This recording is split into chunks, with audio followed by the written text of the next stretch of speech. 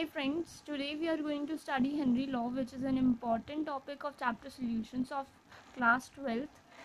So first of all, according to this law, mass of dissolved gas in a liquid is directly proportional to the applied pressure. तो जो mass है dissolved gas का वो directly proportional है to the applied pressure, m is directly proportional to p. अब यहाँ पर proportionality का साइन हटाने के लिए हमने एक constant को introduce किया है called as Henry constant. तो यहाँ से हमारे पास आया m is equals to kHp. यहाँ पर m है हमारे पास mass of dissolve gas, kh is Henry constant and p is our applied pressure. We can also transform our Henry law in the form of solubility. So according to this law, solubility of a gas in a liquid is directly proportional to the applied pressure. और ये जो हमने form बनाई है ये Dalton's law की modified form है जो कहता है कि solubility किसी गैस की वो डायरेक्टली प्रोपोर्शनल है to the applied pressure. So x is directly proportional to p, where x is our solubility. So x से प्रोपोर्शनैलिटी का साइन हटाकर हमने एक कांस्टेंट को इंट्रोड्यूस किया है. So x is equals to k dash p. यहाँ पर आ जाता है x is equals to 1/kHp, क्योंकि k डैश जो है हमारा वो रेसिप्रोकल होता है हमारे हेनरी कांस्टेंट के. So numerically we have k dash is equals to 1/kh. तो यहाँ से हमारे पास आ जाता है pressure is equals to kh x से. यहाँ से देख सकते हैं हम प्रेशर आ जाएगा kh x के equal, where kh is our Henry constant.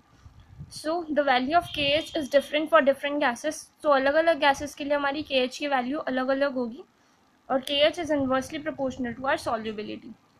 तो जितना ज़्यादा हमारा हेनरी कांस्टेंट की वैल्यू होगी उतनी कम हमारी सॉल्युबिलिटी होगी, और जितनी ज़्यादा सॉल्युबिलिटी होगी उतनी कम हमारी KH की वैल्यू होगी.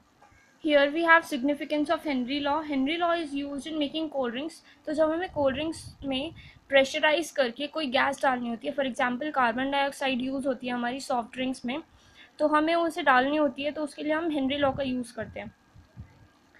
And Henry law is also used in case of scuba divers. अब हम देखते हैं स्कूबा डाइवर्स होते क्या है और उसे हेनरी लॉ कैसे हेल्प करता है डाइविंग करने में. Here we have a question. Write a short note on scuba divers. Scuba divers are actually deep sea divers.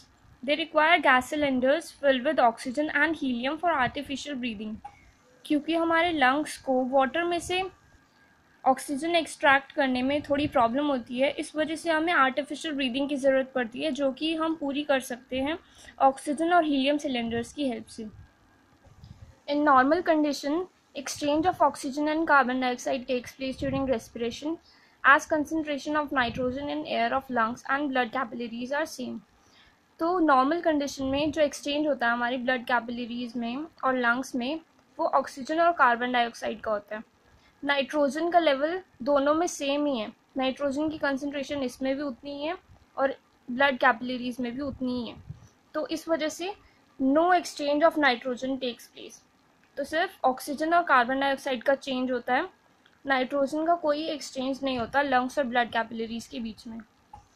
Normal condition में ब्रीदिंग करते टाइम हमारी ऑक्सीजन एंटर करती है हमारे लंग्स में, तो यहाँ पर प्रेशर ऑक्सीजन का ज़्यादा हो जाएगा, जबकि ब्लड कैपिलरीज में ऑक्सीजन की ज़रूरत है ब्लड को प्योरीफाई करने के लिए, और यहाँ पर कार्बन डाइऑक्साइड का प्रेशर कम हो जाएगा, और यहाँ पर कार्बन डाइऑक्साइड का प्रेशर बहुत ज़्यादा है जो कि ब्लड को इम्प्योर बना रहा है.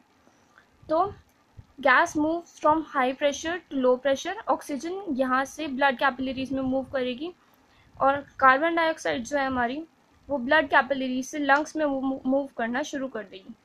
लेकिन नाइट्रोजन का कोई एक्सचेंज नहीं होगा, क्योंकि नाइट्रोजन है हमारी यहाँ पर भी सेम प्रेशर है नाइट्रोजन का लंग्स में भी, और ब्लड कैपिलरीज में भी उतना ही प्रेशर है और उतनी ही कंसनट्रेशन है.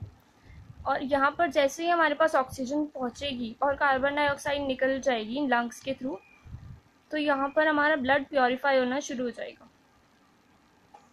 तो ये तो कंडीशन हो गई हमारी नॉर्मल ब्रीदिंग की. अब स्कूबा डाइविंग में देखते हैं कैसे ब्रीदिंग होती है. When scuba diver reach deep in the sea without gas cylinder, two pressures, atmospheric pressure and hydrostatic pressure, act on his body. तो जब हम स्कूबा डाइविंग करते हैं विदाउट एनी गैस सिलेंडर, तो हमारी बॉडी पे दो टाइप के प्रेशर्स काम करते हैं. एटमॉस्फेरिक प्रेशर जो कि एटमॉस्फेयर के थ्रू लग रहा है, एंड हाइड्रोस्टैटिक प्रेशर जो कि वाटर के थ्रू लग रहा है. And as a result more oxygen and nitrogen start entering in his blood. तो ज़्यादा से ज़्यादा ऑक्सीजन और नाइट्रोजन हमारे ब्लड में एंटर करना स्टार्ट कर देगी, oxygen is used up during metabolic activities, क्योंकि जब हम मेटाबॉलिक एक्टिविटीज़ करेंगे वाटर में, हाथ पैर हिलाएंगे, तो ऑक्सीजन तो उसमें यूज़ अप हो जाएगी, where nitrogen remain undissolved. Nitrogen dissolve नहीं हो पाती हमारे ब्लड में, जब उसकी कॉन्सेंट्रेशन ज़्यादा हो जाती है तो वो डिजॉल्व नहीं हो पाती। When he suddenly comes out, जब हम एकदम से बाहर आने की कोशिश करेंगे ब्रीदिंग के लिए, nitrogen start coming out from his blood capillaries. Nitrogen बाहर आना शुरू कर देगी ब्लड कैपिलरीज में। As a result bubbles are formed in the blood capillaries. Blood capillaries में बबल्स बनने शुरू हो जाते हैं, विच प्रोड्यूस बेंडिंग। बंदा बेंड होने लग जाता है, वो पर्सन की बॉडी थोड़ी बेंड हो जाती है, and finally leads to decompression sickness. मतलब उसको थोड़ी सी प्रॉब्लम होने लग जाती है देखने में, एंड उसको उसके सेंस ऑर्गन्स काम करना बंद कर देते हैं। To avoid this situation gas cylinders filled with oxygen and helium is required. तो इस वजह से स्कूबा डाइविंग के टाइम हमें ऑक्सीजन और हीलियम से फिल्ड सिलेंडर्स की ज़रूरत पड़ती है, और उनमें सिलेंडर्स में ऑक्सीजन और हीलियम के मिक्सचर को प्रेशराइज करके डालने में हमारा हेनरी लॉ यूज होता है। Now here we have factors affecting solubility of a gas। तो इसके हिसाब से टेम्परेचर जो हमारा सॉल्युबिलिटी की इन्वर्सली प्रोपोर्शनल है, तो सॉल्युबिलिटी बढ़ेगी तो टेम्परेचर कम होगा, टेम्परेचर बढ़ेगा तो सॉल्युबिलिटी कम होगी। तो इसी से रिलेटेड हमारे पास एक क्वेश्चन आ जाता है, give the reason why fishes feel discomfort in warm water. तो अकॉर्डिंग टू हेनरी लॉ हमारे पास है solubility is inversely proportional to temperature. तो in warm water amount of dissolved oxygen is comparatively less than cold water।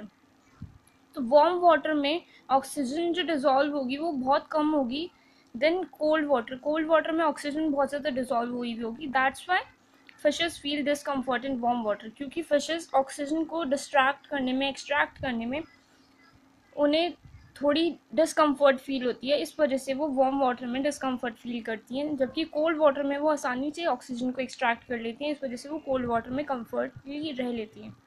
Okay, now we have one more question, give the reason why warm soft drinks are not good in test.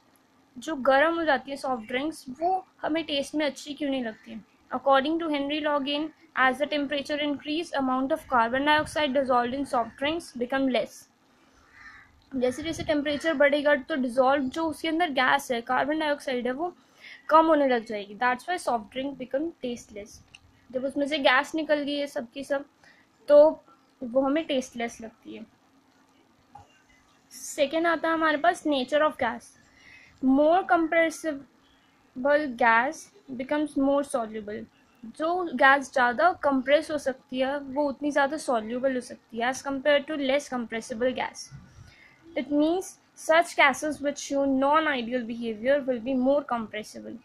तो जो non-ideal behavior show करेंगी वो ज़्यादा compressible होंगी as compared to ideal gas। वैसे ideal gas तो कोई होती नहीं है, ideal gas के जैसा कोई behave करने वाली gas से comparatively non-ideal gas ज़्यादा compress हो सकती है और वो ज़्यादा soluble हो सकती है। The third one is nature of solvent। As the value of dielectric constant increases, तो जैसे जैसे डाइलेक्ट्रिक कांस्टेंट की वैल्यू इंक्रीज होती है सॉल्युबिलिटी भी इंक्रीज होती है। वाटर की जैसे हम जानते हैं डाइलेक्ट्रिक कांस्टेंट है 81, तो water act as a universal solvent, उसमें हम कुछ भी डिजॉल्व कर सकते हैं, so it act as a universal solvent. अब क्यों कुछ भी डिजॉल्व कर सकते हैं, because it has a maximum dielectric constant value. इसकी डाइलेक्ट्रिक कांस्टेंट की वैल्यू मैक्सिमम है 81 होती है वाटर की dielectric constant value। Now we have pressure। So higher the value of pressure applied on the gas, more will be the solubility। तो जितना ज़्यादा हम प्रेशर अप्लाई करेंगे गैस के ऊपर उतनी ज़्यादा उसकी सॉल्युबिलिटी बढ़ेगी, जैसा कि हमने डाल्टन्स लॉ में पढ़ा था या फिर हेनरी लॉ की मॉडिफाइड फॉर्म में पढ़ा था, that is solubility is directly proportional to pressure applied. Okay, आज के लिए इतना ही। Thank you for watching this video till end. And अगर आपने अब तक सब्सक्राइब और लाइक नहीं किया है then please do subscribe this channel and thank you for watching. Bye bye.